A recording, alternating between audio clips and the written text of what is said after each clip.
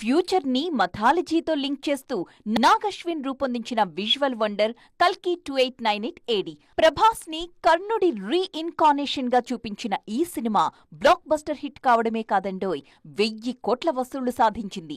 Success talk, కలెక్షన్ల విషయంలోనే కాకుండా కాస్టింగ్ తోనూ నేషనల్ లెవెల్లో హాట్ టాపిక్ అయిపోయింది కల్కి. తాజాగా ఈ సినిమా సీక్వెల్ గురించి మాట్లాడారు నిర్మాత అశ్విని దత్. పార్ట్ 2 మీద అంచనాలు పెంచి అప్డేట్స్ ఇచ్చారాయన. తొలి భాగంలో 1-2 సీన్లలో మాత్రమే కనిపించిన కమల్ హాసన్ సీక్వెల్లో ఫుల్ లెంత్ రోల్ చేయబోతున్నారని చెప్పారు. తొలి భాగంలో కీలక పాత్రలో కనిపించిన అమితాబ్ బచ్చన్, దీపికా పదుకోన్ కూడా సీక్వెల్లో లెంతీ రోల్స్లోనే కనిపించబోతున్నారని చెప్పారు అశ్విని దత్. సెకండ్ పార్ట్లో కొత్త క్యారెక్టర్లేవీ ఉండకపోవచ్చన్నారు నిర్మాత.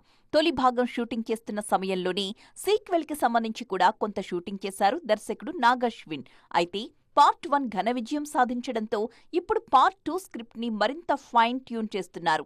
త్వరలోనే ప్రీ ప్రొడక్షన్ వర్క్ పూర్తి చేసి సినిమాని సెట్స్ మీదకు తీసుకెళ్లడానికి